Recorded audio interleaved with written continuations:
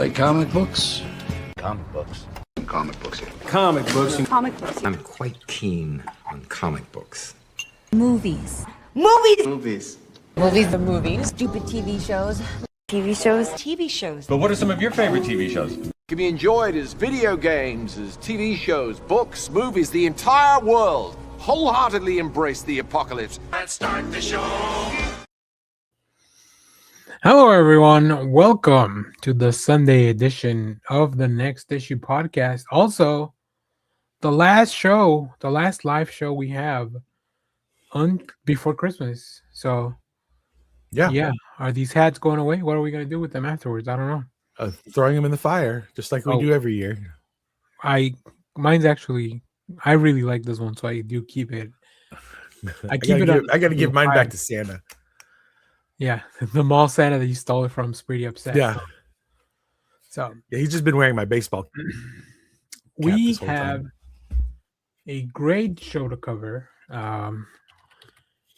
Jeff, before we get started, I wanted to ask you: have you finished your Christmas shopping? What's the deal there? What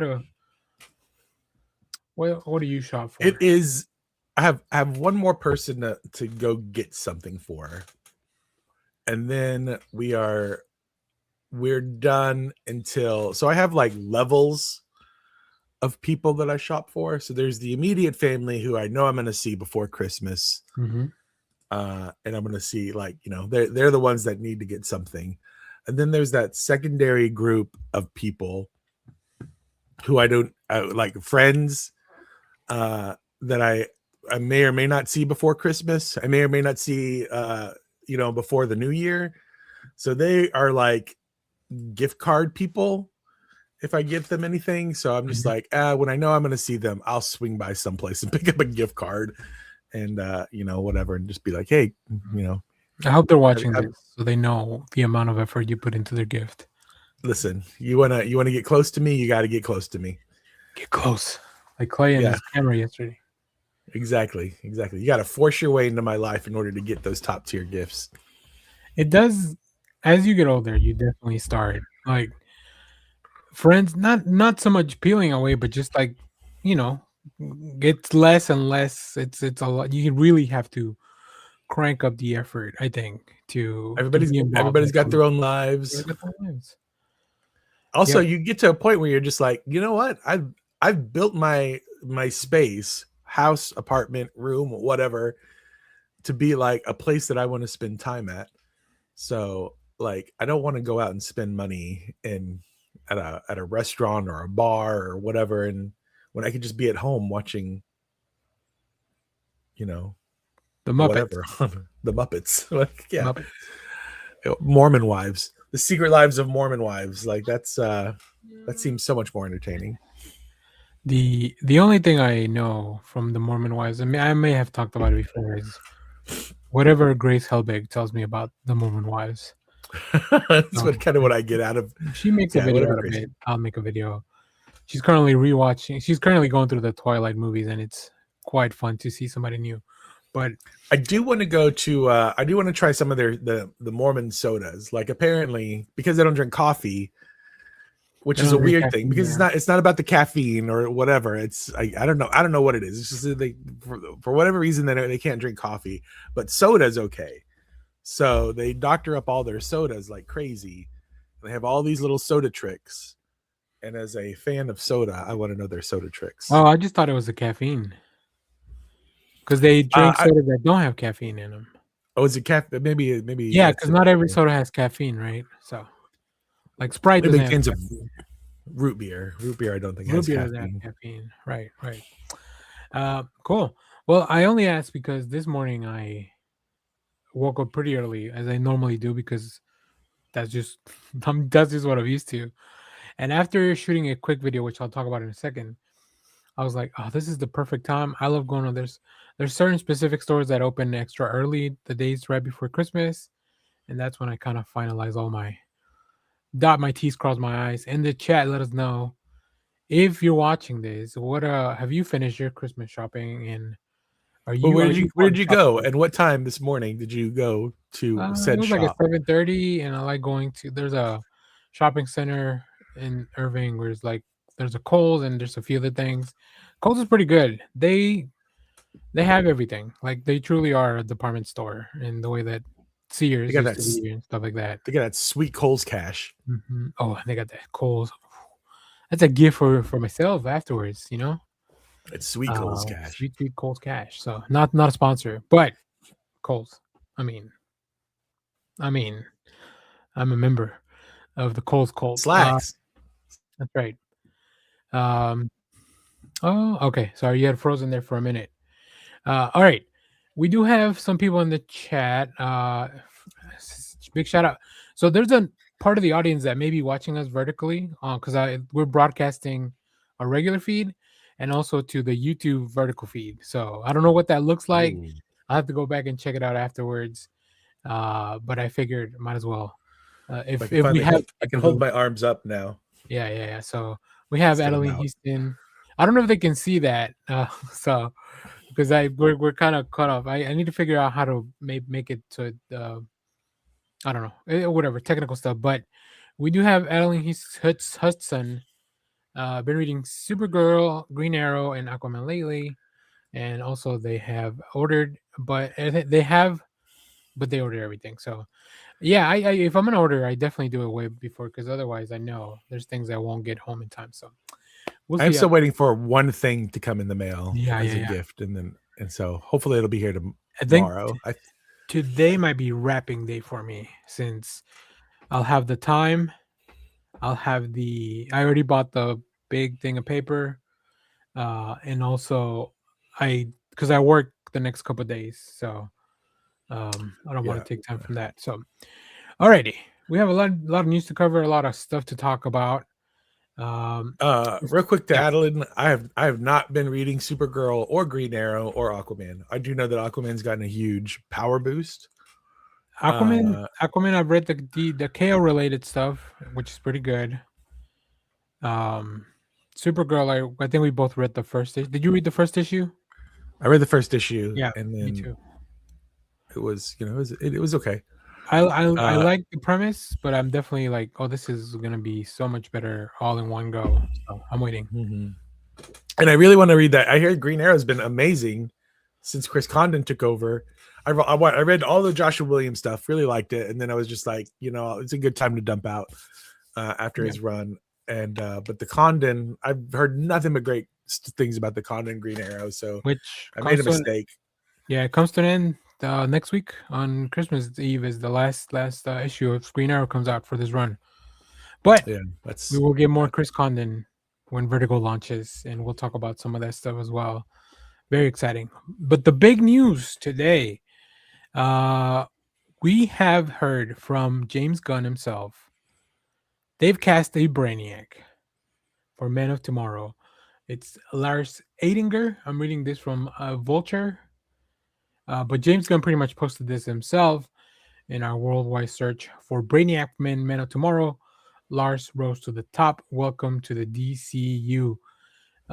This is a German actor. I don't know if you've ever heard or seen of anything, Jeff, but I kind of like the unknown idea of like, look, I know David Cornstalk had done stuff before, but I feel like Superman's definitely his biggest role, right? Yeah. Oh yeah. I'm a big fan of unknown actors taking on big. Like, let's get more unfamiliar faces out there in front of the screens.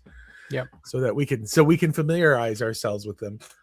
He kind of looks like Anton. Is it Anton Chigurh from No Country for Old Men with that hair? I think that might be the hair because I've seen other pictures of him and I'm like, but I also heard somebody say, what did they say? Like they heard his voice and it's like, they can definitely. He has a. I haven't heard it. I haven't heard his voice, but I can see. So, let's see.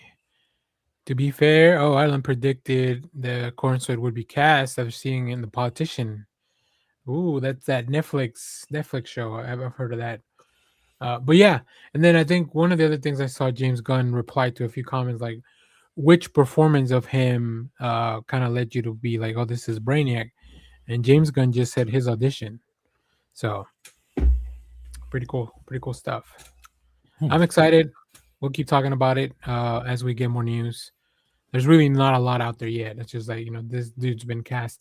But I do like that. If you haven't seen it, I have a video about my theory about this movie, which is the more that James Gunn reveals, the more that I'm like, hey, I guess me reading all those comics a long time ago paid off. hey, I know who Brainiac is. I know what a I am sad. Brainiac is. I saw somebody throw out on the internet that Wallace Shawn should be Brainiac, and Wallace Oh. Shawn from Princess Bride. The Oh yeah. yeah, he's very. You know him once you see him. You'll know him from And Young Sheldon. yeah, yeah. And I'm a little sad. Like that's wacky, bonkers, bananas casting, fan casting. That doesn't make sense, but in the best way, it does make sense. And I really wish I could see it now. Yeah. Kind of a snarky Steve Buscemi Brainiac would have been fun too. All right. In other news, we got a few things that were announced comic wise, so we're gonna pivot there. Jeff put together some stuff. We have some DC All In next level stuff, new announcements, more information. These things had been announced at New York Comic Con, but they hadn't really given us a lot of insight just yet into like what was going on. So we have here, of course, Greg Rucka returning to Batwoman, which is going to be great. Scotty Young and Jorge Corona taking on Lobo, the main man himself. This is Scotty Young and Jorge Corona, who were, I don't know if Eisner nominated or Eisner winners for Middle West, but they've worked together. Or yeah, I think it's Middle West. They take on Lobo, and then Tony Flicks and Carmen Dijan Domenico with Deathstroke, the Terminator. So, which I'm very excited about all those series. Yeah, I'm not. Here's the thing. I'm not a huge Lobo fan. Like he pops up on occasion. I've never gone out of my way to read a Lobo series. And then I just watch him whenever he pops up in other people's series, other people's comics. But this is how you get me to be a Lobo fan. This is how you get me to read a Lobo comic. Is you put Scotty Young and Jorge Corona on it, and I'm like, yeah, sure, let's go. I'll see what you got. Yeah, I'm excited. I like the team. I like Scotty Young. I think he's pretty good at giving us wacky stories. I mean, if you're not reading, what was it? What's his fairy tale book called? I Hate Fairyland. I Hate Fairyland.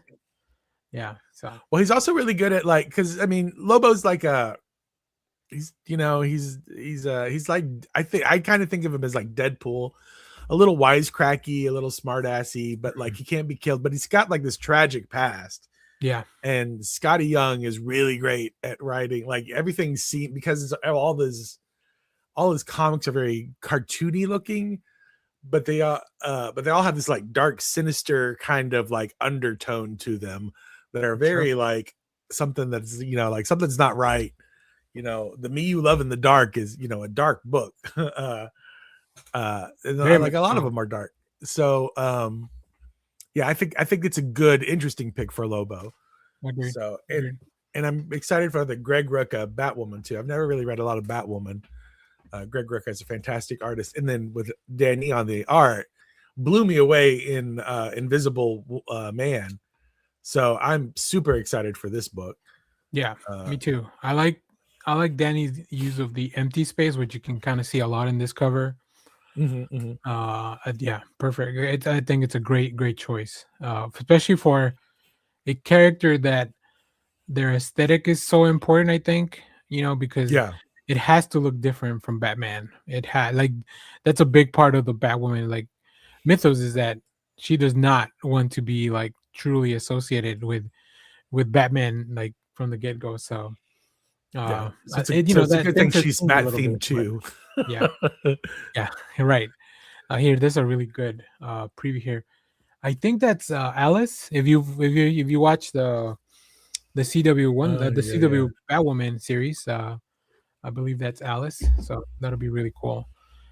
Which I like. Oh man, I love that performance in the Alice character. And then last but not least, probably what's gonna be the most action-packed one. Deathstroke, the Terminator. I mean, I like I love Carmine Di Giomenico's art. yeah, I love trying to say his name. love it. And then Tony Fleeks, he kills it on anything he writes. Yeah, Like he's kind of one of those writers for me that still kind of flies under the radar a little bit. I feel But yeah, like, yeah. everything that he pops up are the best books out there. When it came on, the scene just kind of blew me away. And then I started reading Feral. Feral is just so good month to month. I was reading I got a little kid that found out he was like part cartoon. I've been reading that for a long time. And then I kind of eventually started trade waiting on it. He's got everything he touches, I hear, is great. So, or at least he's really, really solid. So I'm excited for this too. I'll give it a shot. Same here. I'm not a huge Deathstroke the Terminator person either. So, but I'll give it a shot. I like especially the New 52. I think Tony Daniels wrote and drew the Deathstroke series. I really like that. Like it was really cool. But it truly is all about the aesthetic and just like all the action. Like that's, I mean, living up to the Terminator name. On top of that, we got some special things that are coming up for the other titles in the DC universe. So we'll talk about those as well. See how many of those are you were caught up with, how many of those are we're not. First of all, the Wonder War was gonna begin with issue 31 of Wonder Woman. So if you're aware, if you're caught up in Wonder Woman, the next little arc, which I believe is from issue 29 and 30, are going to be written by Stephanie Williams, who had been working on Nubia. So it's a little bit of a break for Tom King and Sam Pierre before they get to this. But also, it's about Wonder Woman going to back to Themyscira to introduce Lizzie to everyone because they don't know that she has a baby.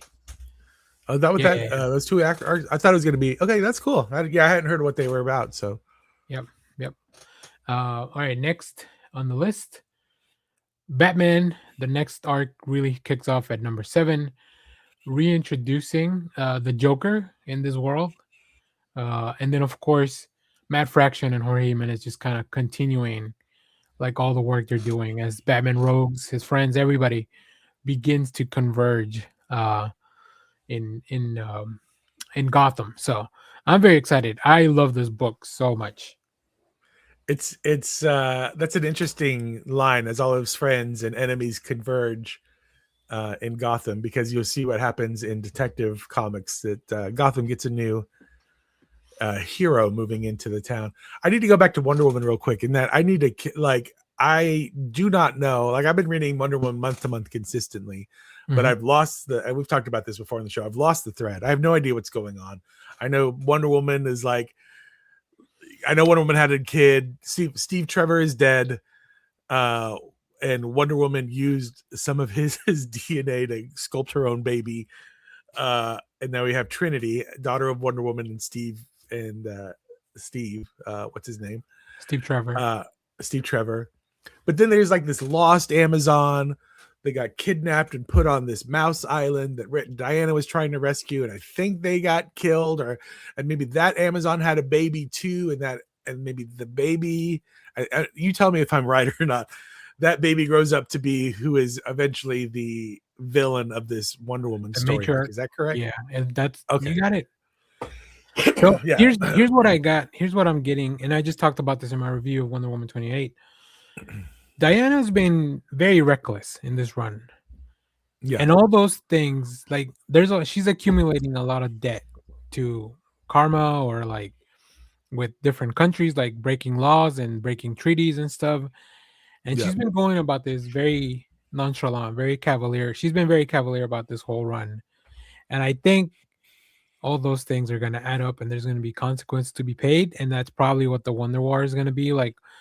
The accumulation of all these things over time finally come due.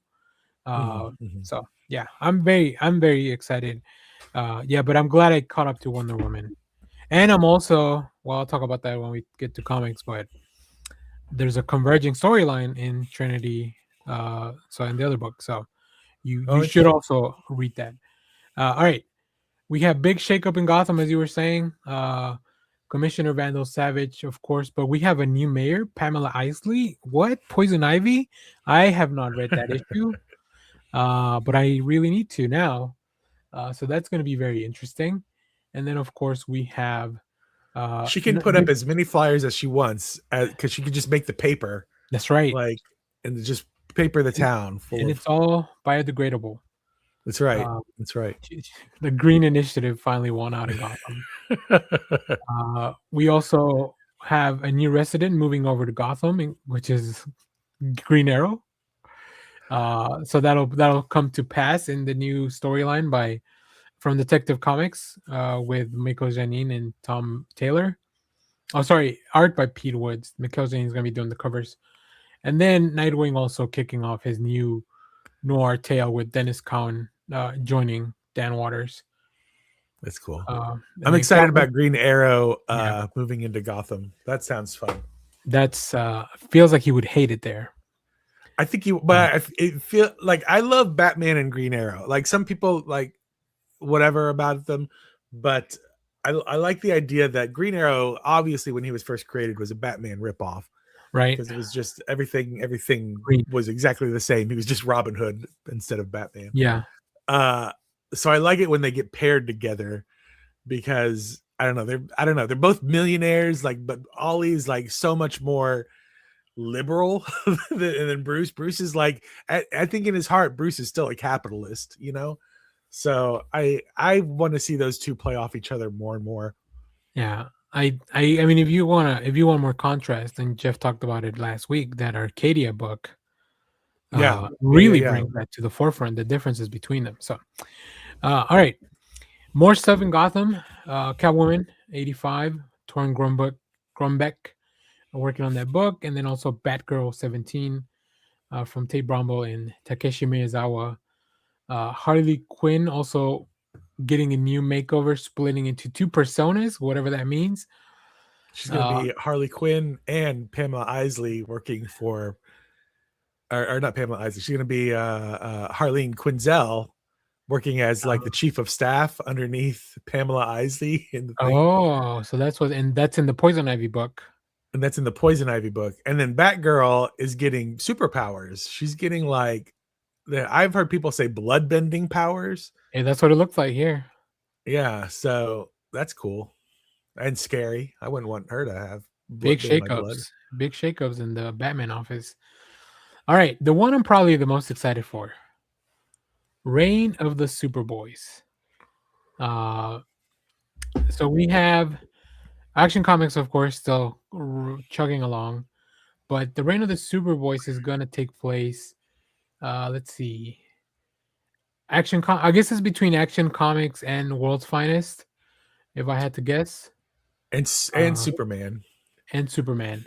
Oh, that's right. Because we have a new Superman. And Superman Unlimited. Oh my goodness. I love that Superman Prime is taking over the title, the main Superman title. Yeah. I feel like it's so I feel like that's kind of gold for him, but also like because the character is so meta, it's like, yeah. I'm excited to see what they're doing because obviously something happens to Superman, Clark Kent, after KO, so he's gonna go away for a while or do whatever that happens, and it really feels like DC is playing around. Now they're having fun. They're having their fun now with the DC KO stuff. Are we having? And it's a lot of fun. It's not super deep. It's whatever it is. It's fun. Then they're going to. Yeah. Yeah. And then they're going to just start playing around with the characters post that, and see what they can shake up. I'm excited. This page is this news page is bonkers. All right, in the DC Cosmic and Beyond. I mean, look how many Lantern colors we're bringing back. We're bringing everything back. Also, why is Superboy here? What's happening? Is that Connor? Because the Reign of Superboys, I'm like, where's Connor? He's a Superboy. Yeah, it looks like Connor. Green Lantern 33, aka 600. That's gonna be fun. And then Aquaman riding a Starro. This is probably coming out of the DCKO stuff as well, because that's Yeah, the last yeah, time we yeah. saw with Starro.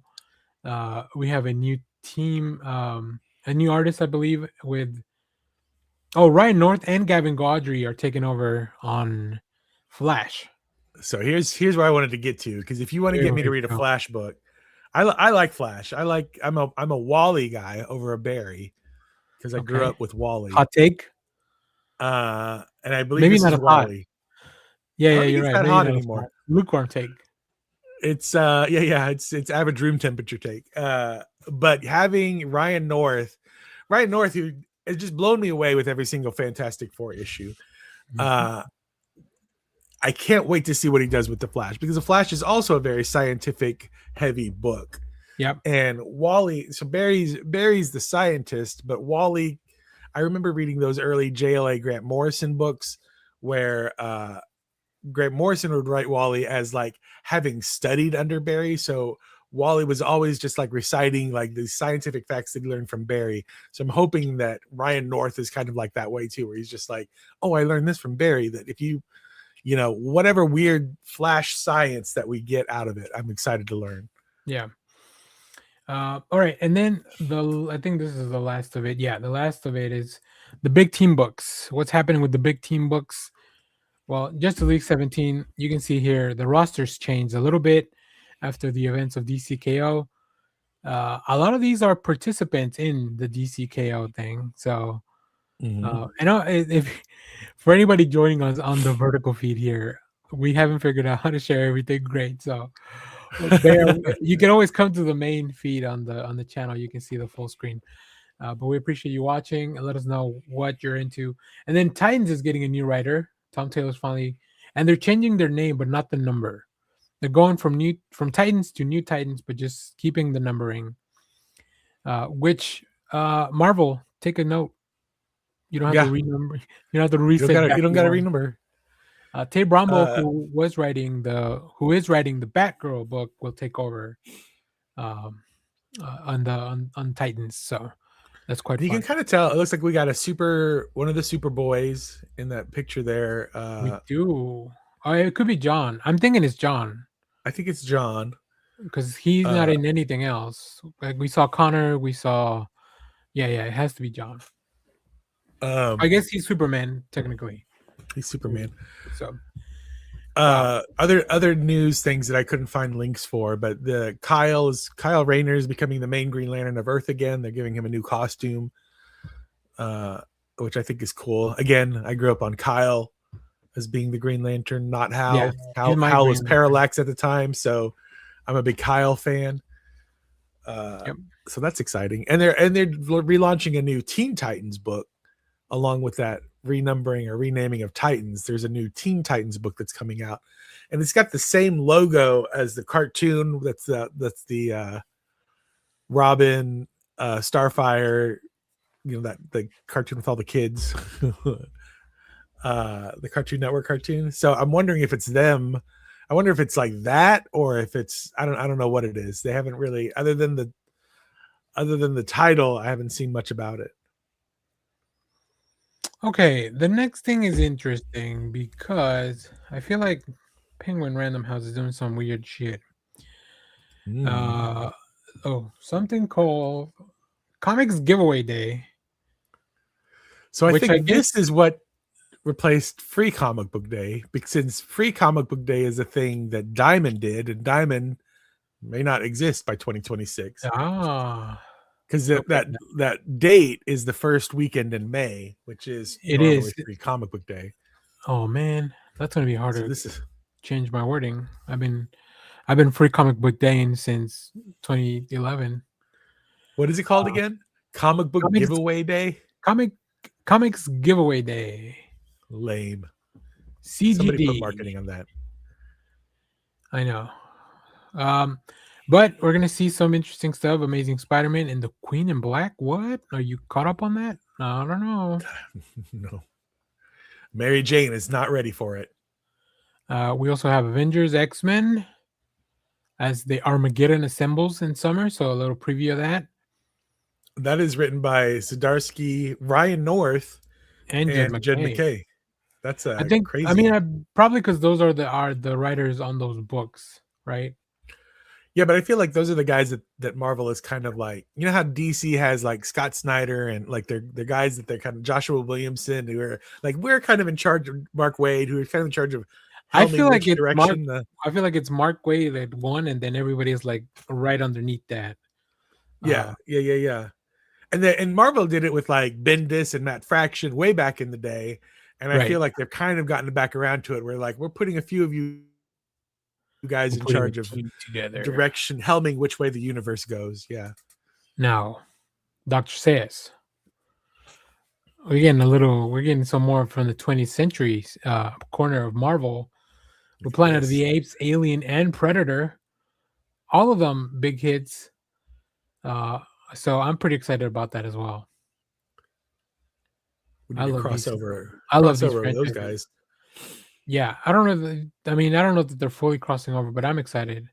And then also for the kids, Spidey and his amazing friends.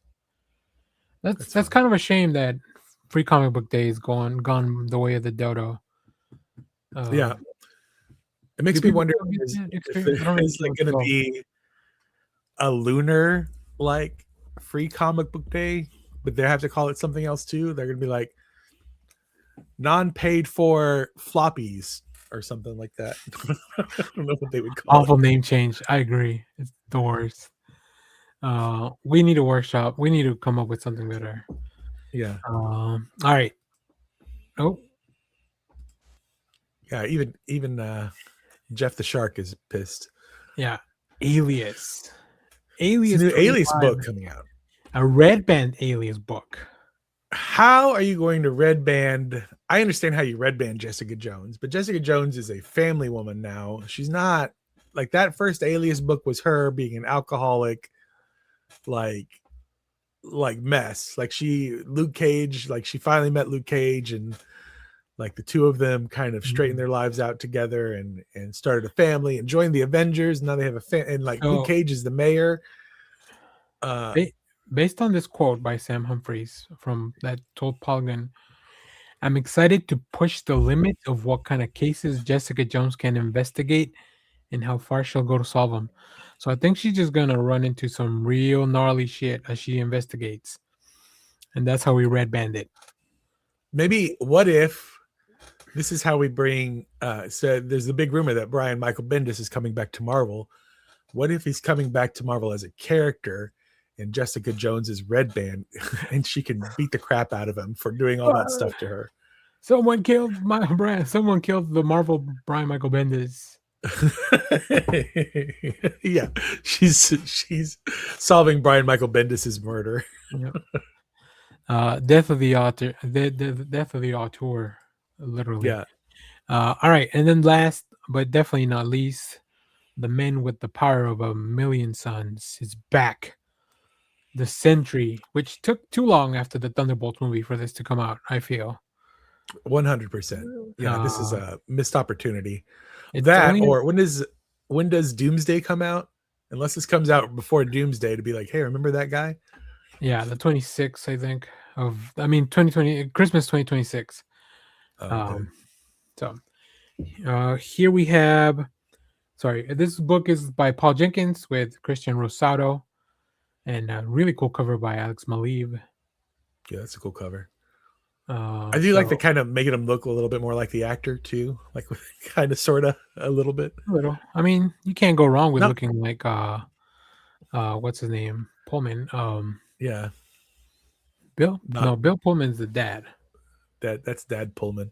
Dad Pullman. We'll call him Son Pullman. Philip. Okay. Philip? No, I don't remember his name. Anyway. Yeah, I feel like that's a little bit of it's falling weirdly in between Thunderbolts and Doomsday, where you're like, this is, I don't know, maybe it's coverage for the character.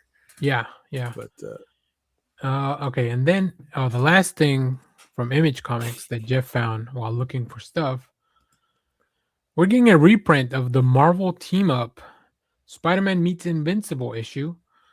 If you've been watching the show, they couldn't get Spider-Man in there because it's a Marvel character, but they've already done this in the show. And we have some covers to take a look at. Now, when is this happening?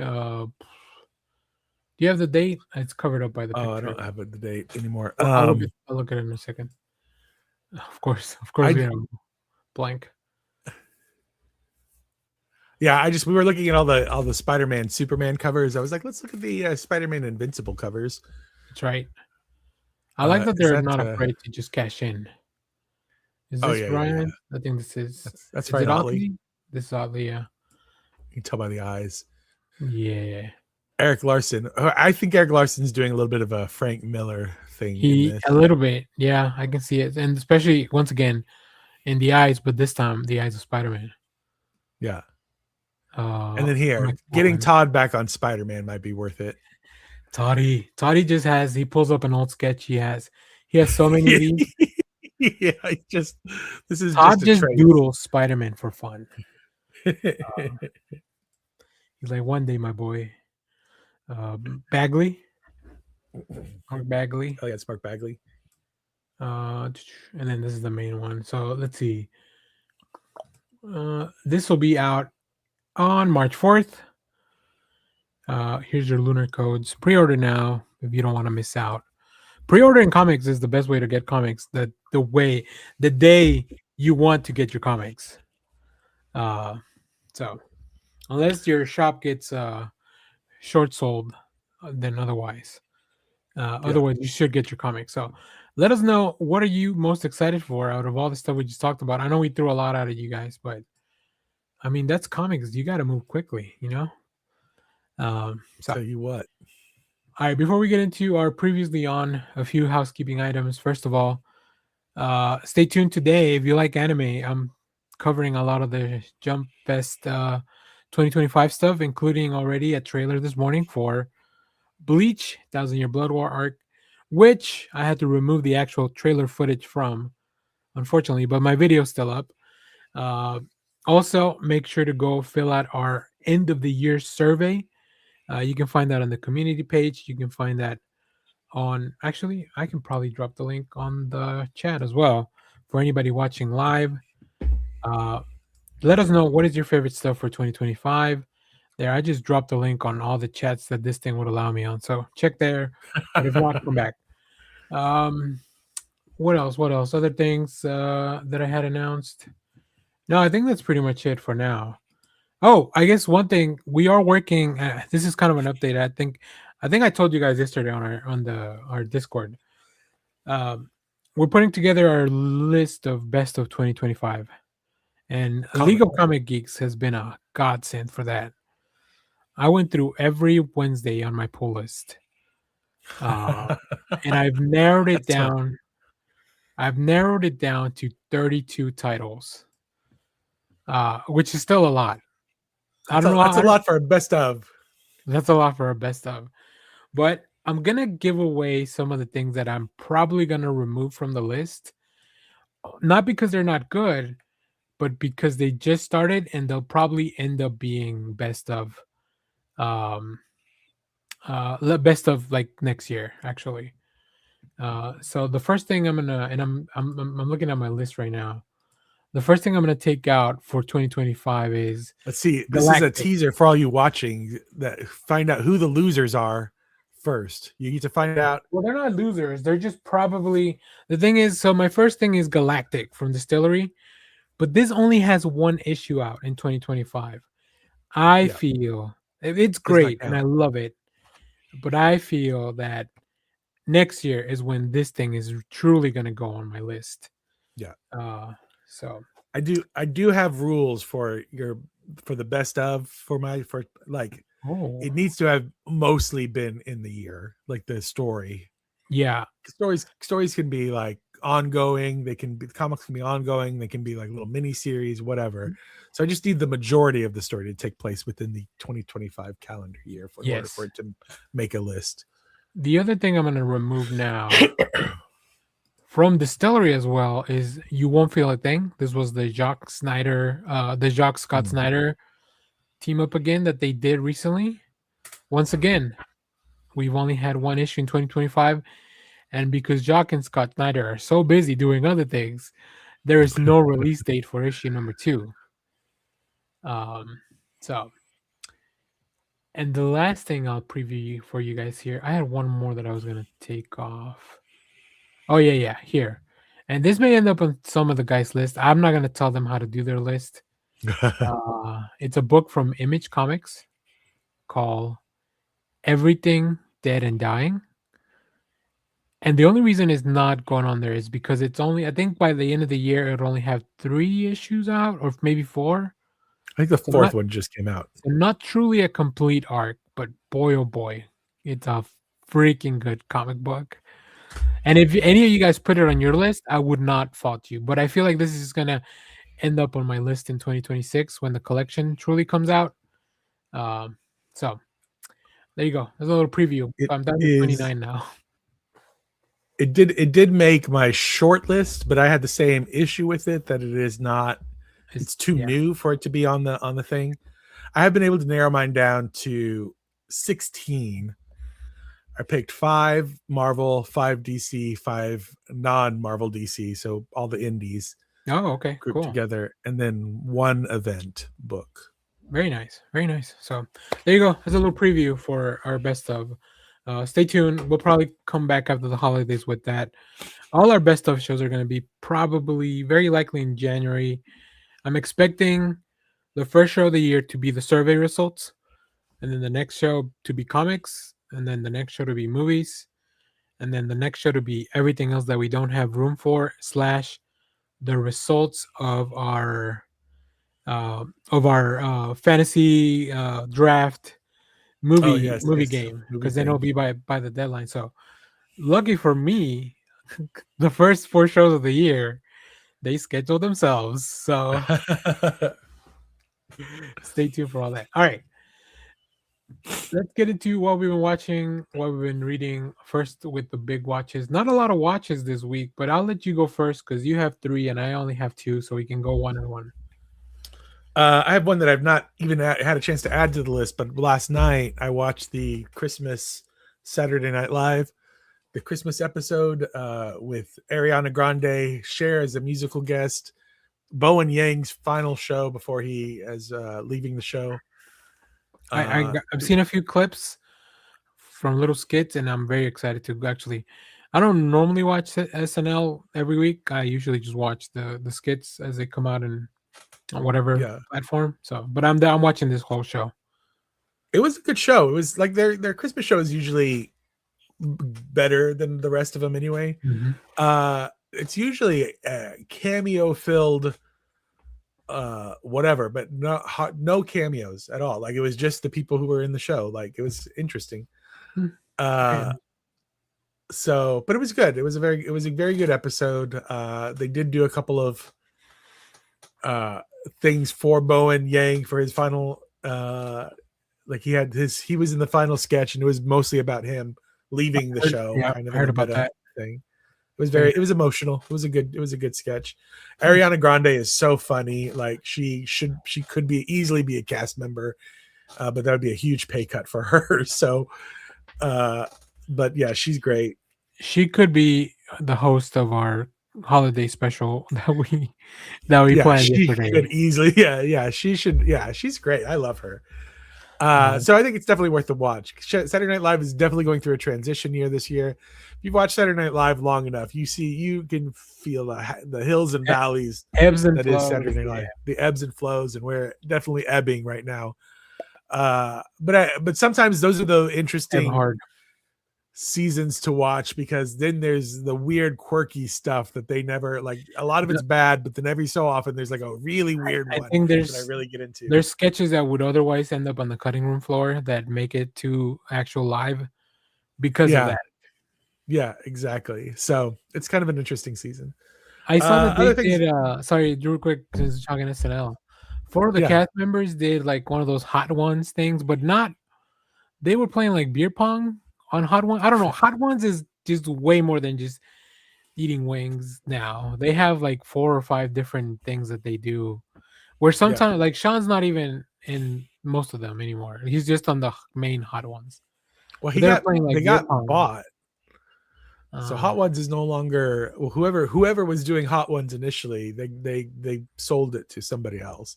Mm. And part of the thing was, does it get Sean? Does Hot One get Sean, or whoever buys it? Is Sean part of the deal? And he was not. But I think he's still on the. I think that's why they have all these spin-off shows without Sean, is because that's part of what they're trying to branch out and stuff. I'll tell you this: that the main Hot Ones, doesn't work without Sean. No, and Sean should be part of our Christmas holiday. In fact, I would open our Christmas holiday special with Santa Claus dying because he's been on he can't do Christmas because he How about we don't kill him? We just give him indigestion. We just give him really bad indigestion, and then Yeah. Sean has to deliver all the gifts. That's right. Nice. All right, let me jump in here with one thing I saw.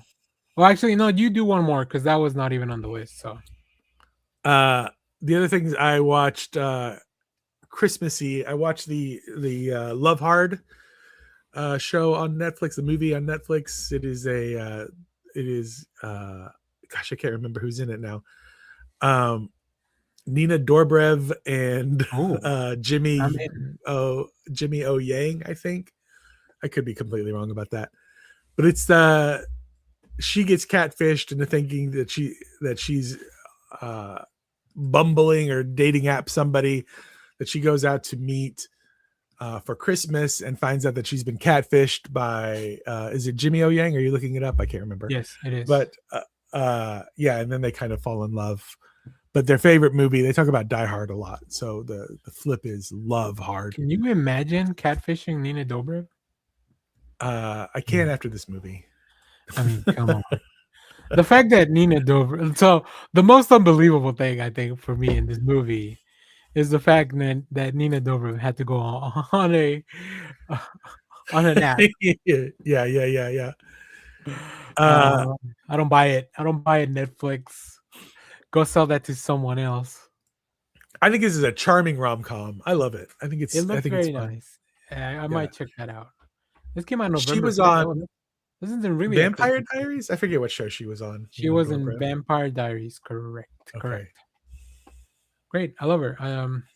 Interesting. Well, speaking of Netflix, I watched something that was recommended to me because it was the #1 movie on the movie list. Oh. It's called The Great Flood. This is I almost watched this. I mean, it is I feel like I almost got catfish too, because the movie it acts like it's a disaster movie. It is not. It's a big old twist. Yeah, it's very interesting. The flood is the flood of emotions you feel. You're not like you're not that far off. It's very interesting. I went to Letterboxd afterwards to log it, and I was reading a bunch of the reviews, and people were very split on like if they like the kind of twist. Like the first 45 minutes of this movie is like one of the most intense disaster movies you've ever seen, and then it takes a turn, and it turns into something completely different. But I like checking out Korean films because they tend to take a lot of big risks. Also, their production value is usually very good. I ended up giving this a 3 stars because I feel like the movie itself doesn't know what it wants to be or do. But it's good. Also, there's a kid in it. I'm sorry. He's very annoying. I think he was supposed to be annoying.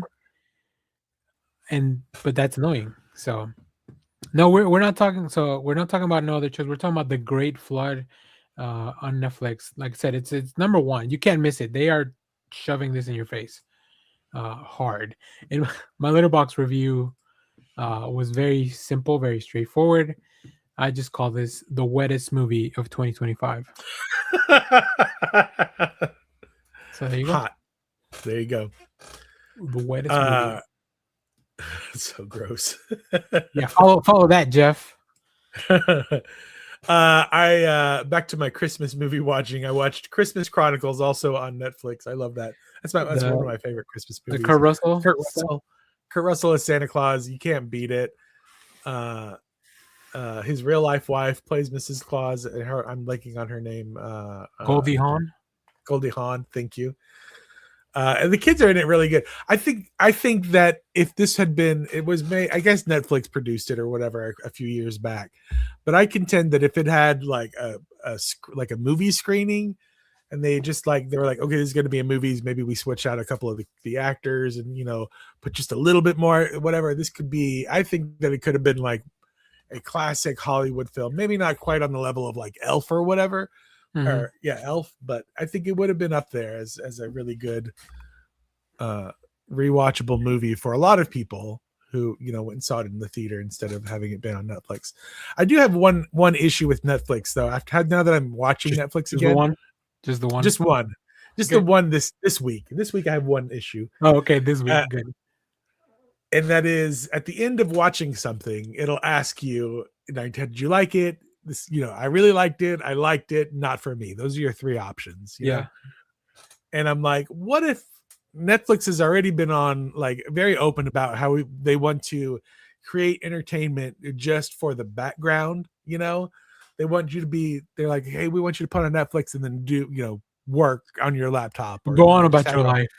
Go on about your life. Just make sure you're watching Netflix. So I think there needs to be an option that's just like, I just had it on the background and I did not pay attention to any of it. And I need to know those statistics of those people who are just like, I did not pay attention. All the effort you put into making this movie, I paid attention to 10% of it. And then I want to see how that affects the people. Oh, you're talking about but not for this movie, right? This movie you paid not for this movie, but just okay. in general. Because this movie, I'm like, I love it. But there are sometimes when I'll watch a movie and I'm like, well, I don't want to say I didn't like it because I didn't pay attention to it enough to like it or dislike it. I just want Netflix to know that they're doing a good job of me not paying attention to them, but having turned them on. They should do like a you know how YouTube has different like a theater mode and stuff like that, or however you want to watch it. They should have Netflix as well as a background mode as well. Yeah, it's like exactly. The light is a little bit different. Maybe the volume is not as loud. So and the subtitles are a little bigger in case you want to look over and see what's going on. And then they could probably start doing a little thing where they're like, if they're not paying attention, maybe we'll sneak an ad in here or something just to see what would happen. Ads take you immediately out of the thing, and I'll talk about that with the next thing I want to talk about. Oh, okay. Hit me. I watched the first episode of Fallout Season 2. I love the show. God, I forgot how good the show was until I started watching it again. This is the show that has gotten me the closest to almost watching Twin Peaks, just because is it Kyle MacLachlan? Kyle MacLachlan, he's so good. But I'm like, I don't have the time or the emotional bandwidth. I think there's a lot of Twin Peaks. I know it doesn't sound like there's a lot, but there's a lot more than meets the eye. I don't want to 2 movies and 3 seasons. Yeah, 4 seasons. That's quite an ask, Jeff. In this era where I'm fighting for every minute of watch time, you're never gonna solve what's her name's mystery. Yeah, Laura Palmer. Man, oh man, the Prime ads are so annoying. They come at the worst time. It feels like at least when TV, I feel like Prime hasn't mastered when because these shows are not shot to have ads in them. Right? Like TV, Law and Order comes to a point where it's like, all right, here we go. The commercial break. Perfect commercial break, right? They are paced that way. Sitcoms the same way. Not Fallout. Jonathan Nolan is not writing this show like, and here's the commercial, here's where it goes, so but the show itself is great. Walton Goggins, amazing. I mean, if you haven't heard or listened or watched our Christmas spectacular from yesterday, Walton Goggins got the glazing of his life. Is that what the kids say? I think that's what the kids say. You're on TikTok more than I am. We definitely glazed them. The show's really good. It was very interesting that they only released one episode. Normally Prime does like 2 or 3 and then weekly. But I'm okay with it. I want my Fallout to last me as long as I can. And Go back to weekly. I'm telling this you. means this means yeah, this will mean weekly. So like maybe 8. I think these are 8-episode seasons. And it also, this show makes me miss that we really fumbled Westworld. Somewhere along the way, Westworld Yeah. got fumbled. Yeah, definitely. That first season of Westworld is like it needs to Well, be the written Westworld about. Westworld came out. I think Westworld got fumbled because of cost. Because they were producing Westworld and they were doing that in Game of I Thrones. think the at the same writer's time, strike weren't they? also got in the way there. Yeah. The That writers sounds or right, the too. actors, one of the strikes, which that's not the show's fault, and it's the studio's fault, really. Yeah. If they would just pay people the right amount, there'd be no need for strike. So I don't want people to misconstrue my words. We're pro workers' rights here in the next issue. That's right. So 100%. Pay people what they're worth. that's right. But yeah, Fallout, it's really good. Nice. Well, I think you have one more thing, right? I do have one more thing. Speaking of But big franchises, on the commercial things, I refuse to watch movies on Hulu now because Hulu used to just show Hulu before the times. Hulu didn't have any ads. Like you just subscribed to Hulu and Hulu just showed you the stuff. Like the TV shows had ads, but they were TV shows. So they you were were built in to the thing. So it was just like watching television. Yep. But the movies never had ads normally. And now they've started adding ads into the middle of the movies. And again, they're not, you're right, because they don't normally make movies to have ads shoved in. But sometimes when they show them on air, like on network television or whatever, somebody's watching them and is made it's sense an of art where form. the thing. Yeah, like they know it's. That's why they tell you this has been reformatted, because sometimes they cut stuff or they whatever they have to do. So, and AI is not, whatever AI algorithm they're using is not smart enough. Like AI is dumb. We need to get my thing is telling every CEO in the country that AI is stupid and just quit using it. More like artificial dumb intelligence. Yeah, use it for your grammar checks. Use it for all the stuff that you've been using, whatever simple algorithm. I'll let an algorithm find me a recipe with those ingredients that I need, that I have. Yeah. But your AI is dumb. Your AI is like dumber than a baby. And it doesn't matter. You're not going to have enough water in the planet to get it. And that's because babies never seen commercials, so they don't know where they go. yeah, exactly. So, there are a lot of like places where I'm just like, I'm not watching. Peacock front-loads their ads for movies. That's a smart thing. We'll give you ads. Here, watch 3 minutes of ads, and then you can watch the movie uninterrupted. Unless you like do a pause and come back within a certain amount of time, then they'll kind of give you another. But that's on you. You pause the movie, right? So, yeah. YouTube is the worst. YouTube will give you an ad every 3 minutes now, and they're loud and they're obnoxious. And YouTube, I guarantee you, they only use their AI algorithm to be like, hey, is this guy hitting the skip commercial thing within 5 seconds of us popping it up? Because if not, the next time we're giving you an ad, it's going to be like 4 hours of ads until you hit the thing. We don't care. God, there's a Walmart gift wrapping ad that can go on for hours if you let it. Yeah. It's like their ASMR Walmart ad. I'm just like, it's like over an hour long. And I'm like, I might put that on when I'm wrapping presents today. Yeah. The ad. Just the ad. YouTube will love you for that. The final thing I'd watched to catch up for next week, next week is the final Stranger Things. The first half. I finished the first half of the final season of Stranger Things. That's really tough. Sorry, quick comment from the chat. Please see a doctor if you see an ad that lasts longer than 4 hours. That's very good. That's very smart. That would be a great ad. So I'm all caught up on the Stranger Things until next week. I got to tell you, this new season, not great. It's fun. It's fun because it has a very Rise of Skywalker feeling to it for me, which can be triggering for a lot of people to hear. But there were moments in Rise of Skywalker where I'm like, oh, this is what I want to see. Right before in the middle of everything falling apart in that movie, there's one scene where you finally get Ray and Finn and when what's his I'm gonna tell you the moment where I was like, the reason I give that movie a little bit of lenience. Ray has her lightsaber, she pulls it back, and then Kylo Ren gets it through the Force, and I'm like, fucking, like this is perfect. The rest of the movie, whatever, but that moment was incredible. Yeah, so there's that moment where Kylo Ren is off on his own, and then you get the new core people finally, for the first time in all three movies, together in the Millennium Falcon.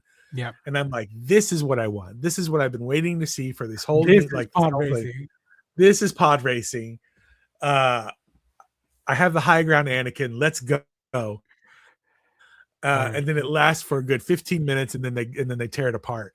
So there are like these moments in the Stranger Things where you finally see all these characters working together that you've built throughout all 5 seasons of it, and you know, I'm like, these guys should all be on the same page now, but they're not. They're arguing for stupid reasons. I'm just like, why are you not all? Why do you know exactly what you're up against? Why are you all fighting like these dumb arguments? Yeah. Also, because half the cast was cast as little kids and they're all little cute kid actors. Now that they're all adults, you can really start to see the actors from the kids who were just cast as like cute kids. Like they never could get past whatever cute kid acting they could do. So there's really a lot of difference between the actors now, where you're just like, ooh, this is not good. This is good. This is not good. I hope one of them has like a receding hairline. Yeah, that'd be we all had that. We all knew somebody like in college or something that just, for genetic reasons, they're like, they were 20, but their hairline looked like that of a 50-year-old. Yeah. Just a rough living. It happens. Yeah, it's fun, but it's not, like I said, it's not great. There's a lot of dumb dialogue. There's a weird dick joke that they make in one of the episodes that they just kind of keep making over and over again, and I'm just like, is this funny? I don't know if it is. I don't think it is. So, alrighty. Well, we'll have to check in with you after the Christmas break. To see how it goes. All right, let's get into comic books. Before we get into fully comic books for the week, did you read anything that was from prior times? I flipped through a few comics. I revisited the Batman Santa Claus Silent Night, the first one. That's the second one was not as good, huh? No, not as good. Unfortunately, I feel like that happens when DC does something and they're like, let's try it again. Sometimes it don't work. That Justice League Kong Godzilla thing. Yeah, which is almost over. I think it's almost over in the next couple of months. All right. Yeah. Well, I read something that I was catching up on, but also the last issue comes out next week. So big shout out to our friends at DC. I went back and reread Trinity, Daughter of Wonder Woman, issues 1 through 6. Man, what a fun series. Like, I saw Bella Ortega talk about how the next issue comes out next week on her Twitter or Threads or whatever. And she was like, I'm going to miss these two. We had talked about this series last week or whatever, and how I was kind of creeped out that Trinity had a thing for Jason Todd, even though there's some timey-wimey like time travel stuff. So age-wise, they're appropriate for one another. But in the reality of the DC universe, there's like a good 20, 25 years difference between them, maybe, I think. So I was a little creeped out by that. But Bella Ortega loves their relationship. She's like, I'm going to miss these two, was a big tweet. I read the 6th issue. I understand completely why we did what we did with that story. Because I didn't realize that you saw them in 2 issues. They did that, right? Mm-hmm. The Corgi and the Family Part 1 and Part 2. Those are Jason centric with the teenage Lizzie. Yeah. Also, just real quick, hi from Italy. Ciao. I believe ciao. I have a lot of coworkers that are Italian and they say ciao all the time. So, but I don't know if they're saying hello and goodbye. Either way, hi. Thanks for watching. I really like this story. I think the 6th issue is gonna be. I'm waiting to see how people are gonna receive that. Obviously, I don't want to spoil anything, and I don't want to talk about it. And I'm gonna make a whole video about the whole series, so stay tuned for that. But man, oh man, it's fun, and I love Belen's artwork. I have a page from her, like you can't see it, but hanging up here, I have a page from one of the Batman things that she did while Zdarsky was writing, which is one of my most precious. There we go. See, ciao. Buonasera, since it is the evening over there. You're right. So yeah. All right. But that's all that was my Watchmen moment where it's like a comic from the past / the future. So let's get into what we're reading now. Jeff, your list is unusually small. So let me kick things off. You have a lot of reading, which I'm glad. I know you have a little bit of extra PTO because of the last few days of the year. So hopefully that'll help you catch up. So let me kick things off, and we'll go back and forth, and then I'll just whenever you run out of comics, I'll continue. Okay, Planet She-Hulk #2. I love this book. It's so insane. It's like Game of Thrones in the best way. Yeah. Which I'm assuming this is one of the ones you haven't read. Not read, but I'm looking forward to. It's next on the list. Yeah, there was a pile. I mean, we had some Wedding Crashers last issue. There's a lot of changes here. There's a lot of action. Some really cool. I really like this panel of like She-Hulk and kind of fighting it out with someone, just kind of out of context. Aaron Kuder is amazing. Stephanie Phillips is amazing. So, yeah, I flipped through it. I really like the Aaron Kuder artwork. It's so good, so good, so smooth. I don't know, and but in the best way too. Like I'm saying that as a compliment. It's so smooth, like it just flows. All right, what do you got, Jeff? I was making sure I didn't pick your pick of the week, which I've not ever heard of. So no, it's not a book that I physically have with me actually. So. You're good. One of the ones I did get to read this week is the final issue of the Superman, the Kryptonite Adventure, or Kryptonite Spectrum, rather. I love this book. Hey, what a crazy ending! First off, yes. I don't. I guess if you're not a fan of the book already, you're not going to love the ending. So I know some people were not a fan of the book. I posted reviews that we do on League of Comic Geeks, and I like to read through what other people thought after I've already done my stuff. Yeah, it was weird, pretty divisive, but I think Ice Cream Man's also very divisive too. So it's just all about the right audience. But I mean, if you like this, you're probably gonna love Archie in 2026 when W. Michael writes it. I mean, it feels very much in line with the work that they do with that team does on Ice Cream Man. Yep. So I'm here for it. I love it. It's obviously an L. I don't know. It's Black Label. So it's obviously not in continuity. So we're fine. Do whatever you want. As far as you're not in, go nuts. Yep. And I think they did go nuts. And I think it's a great story. I like it's a little heady at times. I'm just like, what's happening? Like it's a little science fiction, comic book science fiction. Compared to it reminds me of like the best of the Silver Age stuff. Mm-hmm. Very much so. But also unlike some of Mario Morasso, Mario Morasso and Maxwell Prince's other work, it's kind of a happy, hopeful ending. Yeah. When you compare it to like Ice Cream Man and stuff like that. Could you imagine having to do diaper duty? I couldn't do it. Gosh. So, all right. Next, a book that may or may not be on my short list for best of the year. Exquisite Corpses. Oh my God. This book, man, what a freaking ride. I want to go back and read it from the beginning. Oh, I almost picked up that cover. But because I was already... my shop pulls this one for me. And my shop pulls the main one. And then I also get the blind bag thing. So, yeah. What a great book. What a fantastic story they're telling. The second book I read this week This latest issue of G.I. Joe, the Dreadnought War, number 16. Oh, this is 15. So good. So good. I can't wait. We got one more before I can read it.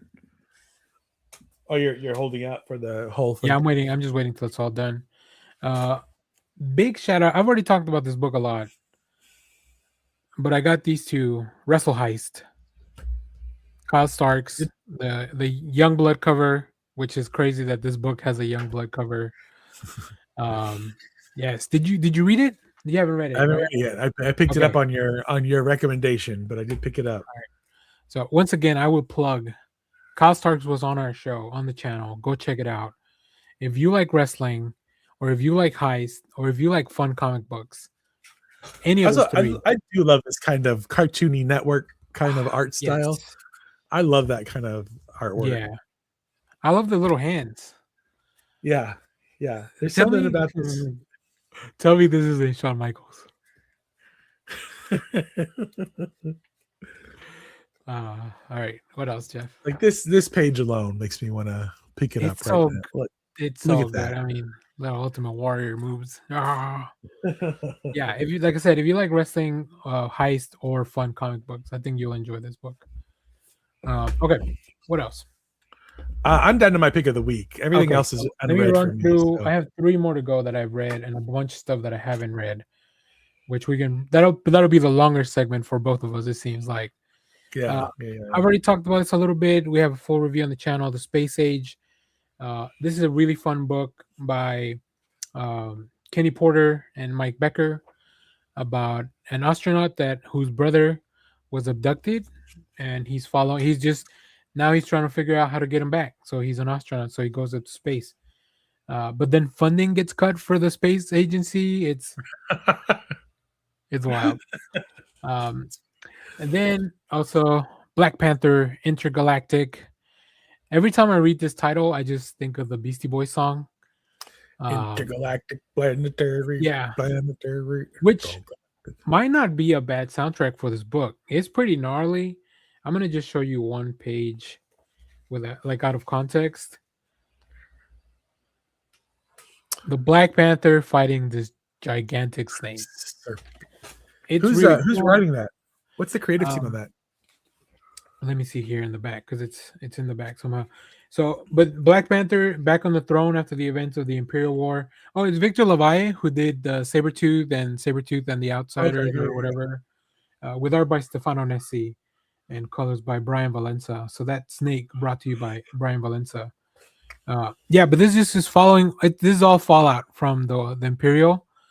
But now Black Panther back on the throne, or is he? We'll see. Yeah, it's pretty cool. Pretty cool. I'm gonna give it a couple more issues before I decide if I want to read it monthly or wait. Trade. Yeah, and then the last one is a trade. I didn't really read this week, but it came out this week. Red Before Black from Boom Studios. Stephanie Phillips, Goran Sutsuka. This is a crime noir, unlikely odd couple that takes place in Florida. And I know I just threw out a lot at you, but it's really good. It's fun. Stephanie Phillips, I mean, she can give you some action, some adventure. She gives it all. And she wrote Harley with Poison Ivy for a while, which is like, I'm not saying that's what these characters are, but I'm not saying that those not what those characters are. Just in a noir thriller crime book. So, okay. You want to go over the stuff we haven't read before we go to our pick of the week? Sure. You should want to do them all in one, or you want to go? Yeah, let me put you on the big stage, and you can do all yours, and then I'll do the same. We have the latest issue of the Avengers here. This is I would say the penultimate issue before they switch over back to legacy numbering. So next issue is 800. This is issue 33/799. Yep. We'll get to it eventually. The newest issue of World's Finest. Joker and Lex Luthor have merged into one entity at the end of last issue. So I'm excited to see where that goes. Mark Waid always killing it. I picked up this cover of the Harley versus Zatanna for the KO fight month. Not read it. The newest issue of Everything Dead and Dying. The best zombie book out on the market right now. And there's a Marvel Zombies Red book that's really good. So, you know. I'm not going to pay attention to that. This is the latest issue of The Sacrificers. I love this book. I will sing the praises of this book forever. I don't know how many people are reading it. I mean, it's 18 issues in, so you can't just pick it up. You have to go back from the beginning. It's one of those kinds. Wonder Woman, I haven't picked up yet, but I need to read. Her adventures continue on Mouse Island.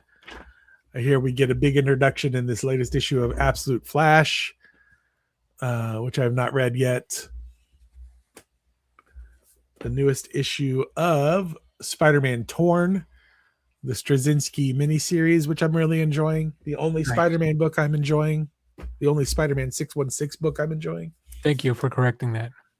And the latest issue of Harley Elvira, starring Power Girl, right there. Oh, God, that cover is like 90% boobs. yeah. That is Power Girl too. So yeah, it's just Power Girl. I like this comic. It's fun. It's dumb fun, but it's fun. Nice. And that's everything I still have yet to read. I've got to read all that.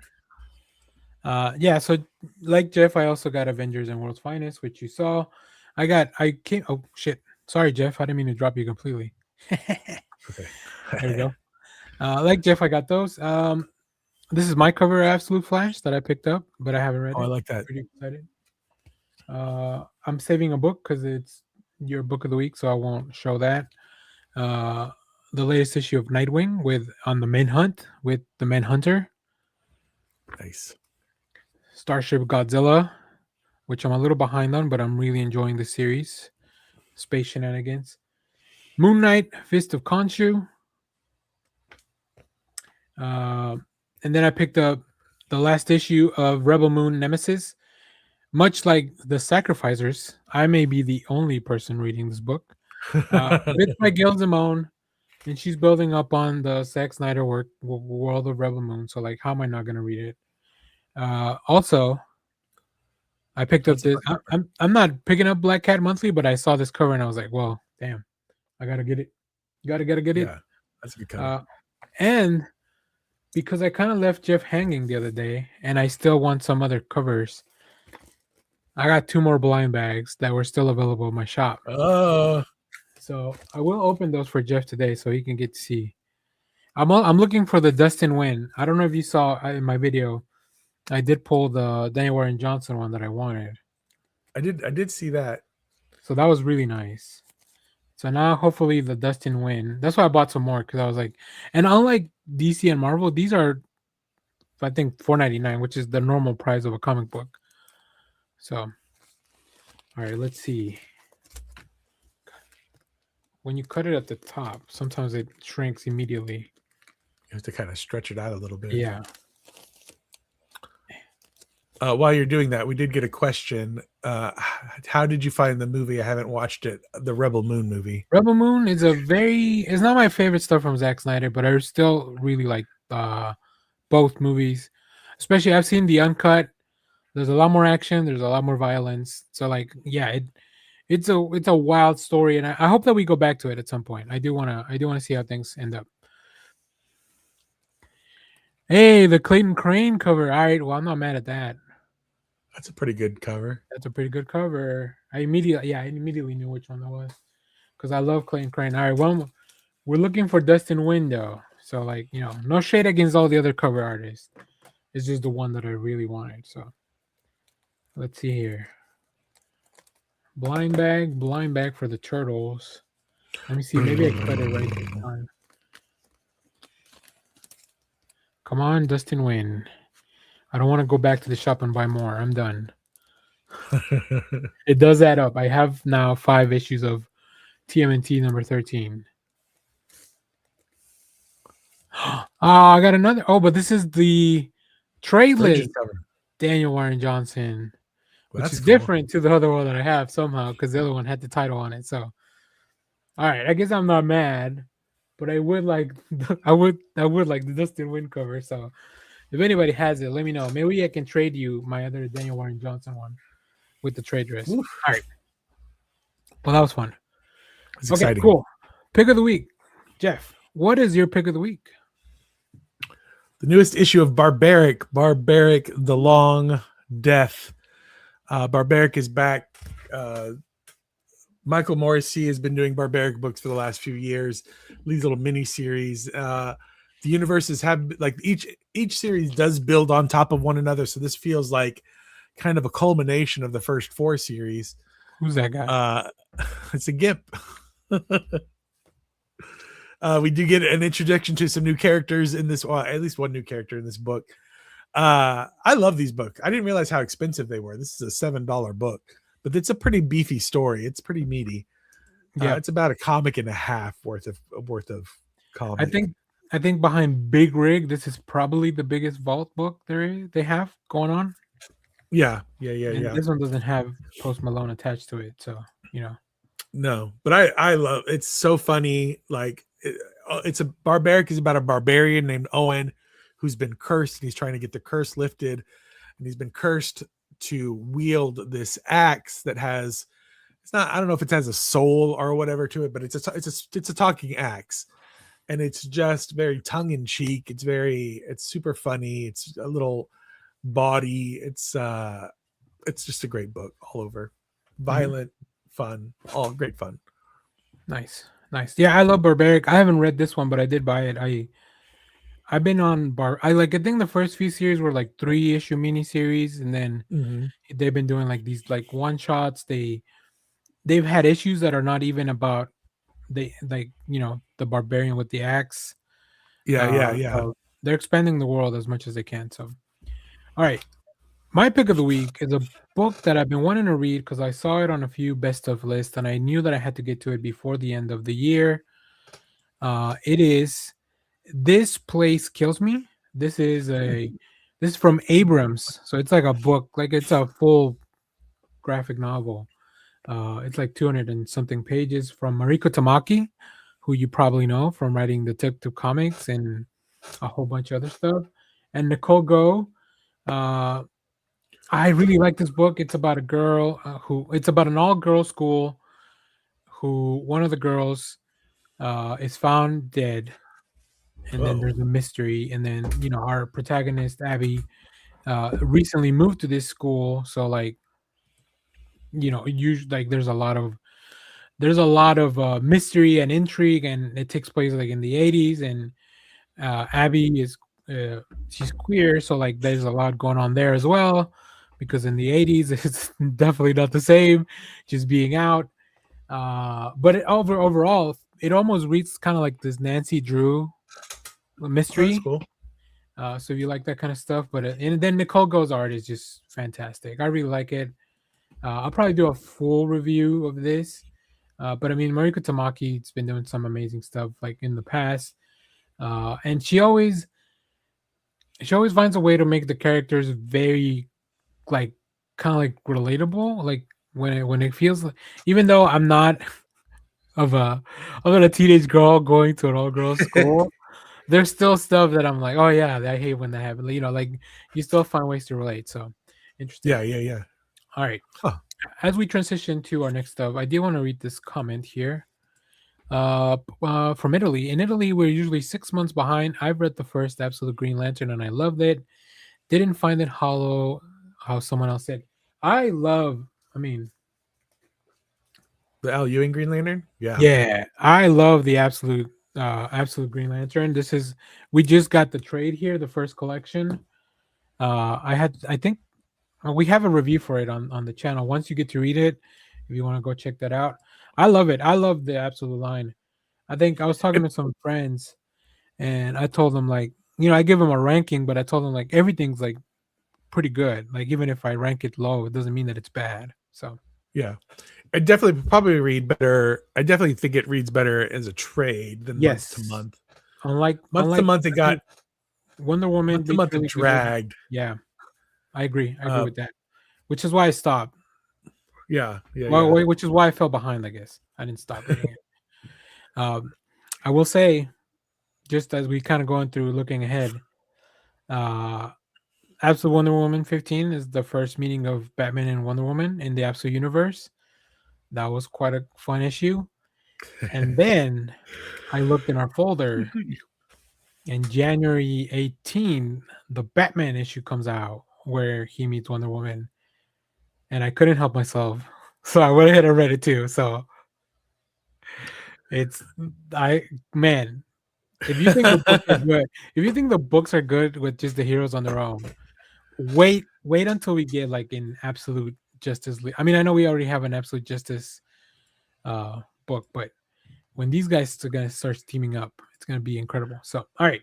They did say they're yeah. working their way slowly to an Absolute Justice League, Yep. like heroes version. Yeah. All right.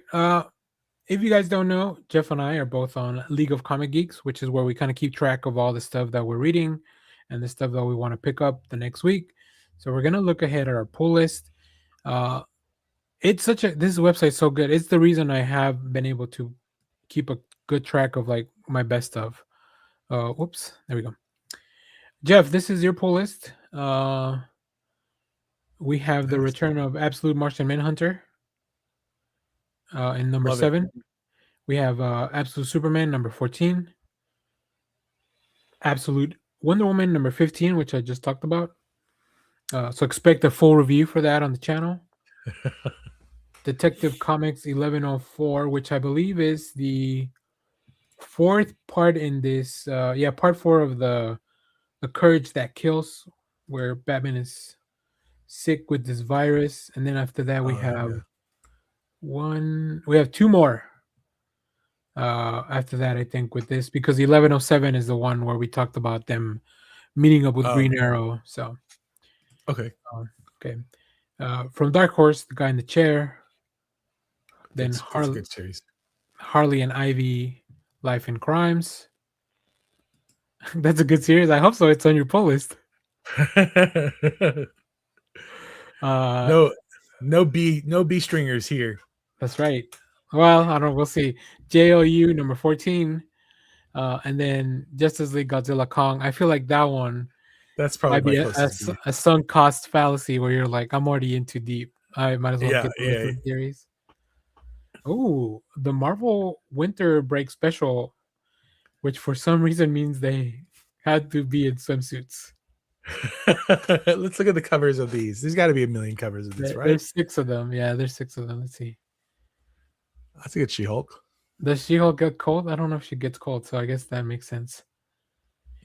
I feel like these winter outfits are not very wintry at all. Gambit's wearing a jacket. I guess so, but Gambit's just wearing what Gambit wears all the time. You think Gambit's always sweaty in the summer? Yeah, but this is the nullified one, so that one's not really I guess this one makes some sense. And then I guess they're doing I guess the other one was a virgin cover. Oh, that one's neat. Nicoletta Baldari. Probably the most winter appropriate one. So there you go. There you go. Whoops. Too far. What else you got? Oh, Superman 33, which is Lex Luthor and the Demon Etrigan. Oh, nice. I can't wait to hear what you think of Trinity, daughter of Wonder Woman. And then Void Rivals, which I believe kicks off the Quintessence War Part 1. Yeah. So now I need to catch up on Void Rivals. And then The Will of Doom, number 1. Oh, yes. So that's Jeff's poll. Mine's very similar, except that you can add Absolute Flash. The first volume comes out next week, so I'll be picking that up. And that'll complete my collection of the first hardcovers of all the Absolute books. We've already talked about all these other Absolute books. Avengers.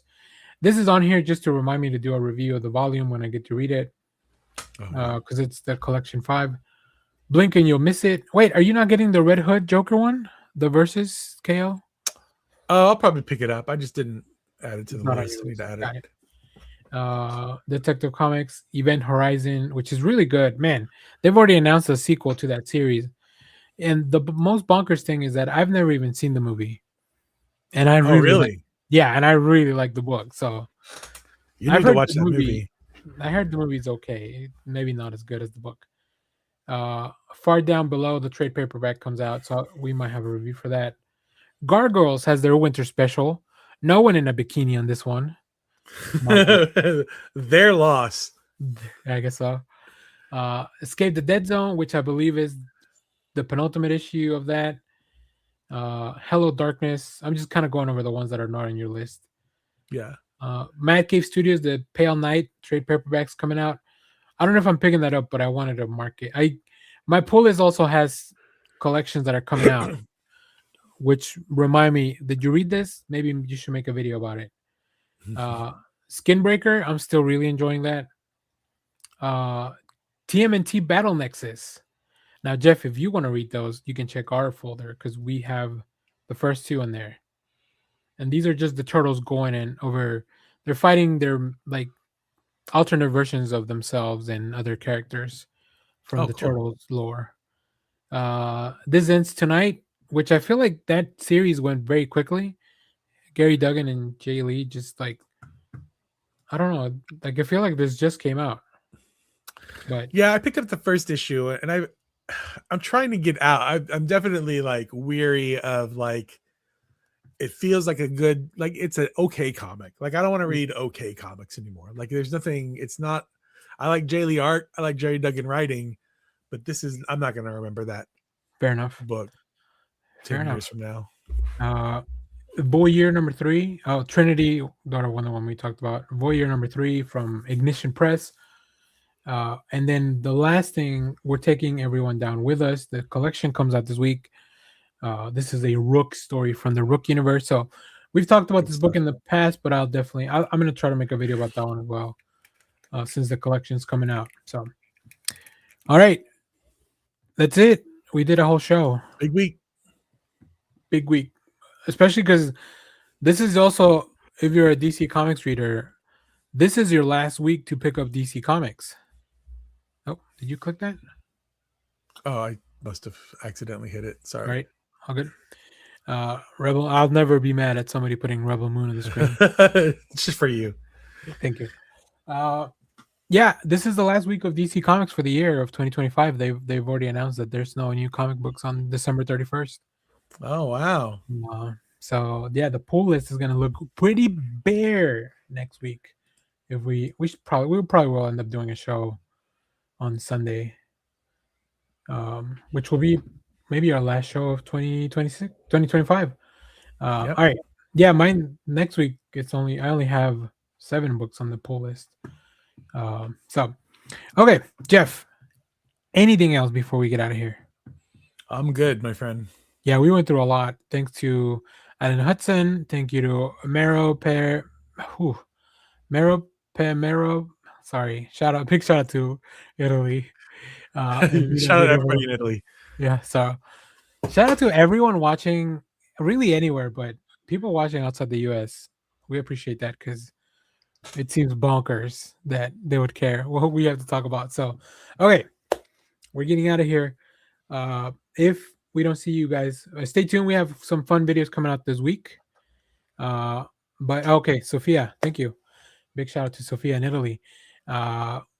We will Merry Christmas, I guess, if you're celebrating that. I hope you have another good day of Hanukkah, which I believe is still ongoing. Make sure to go check out our video from yesterday where we plan our holiday special.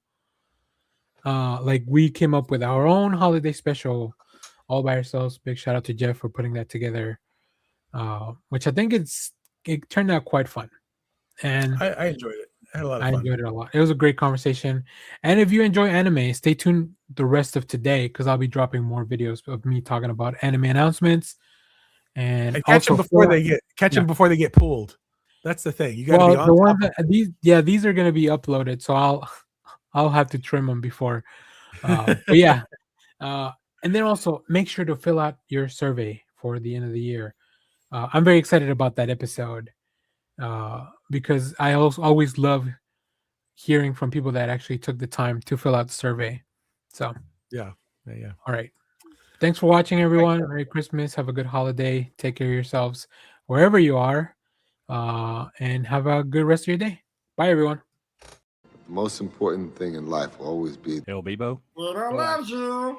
Simon Center, get the fuck out. All right, bye. All right. Get out of here, you weirdo.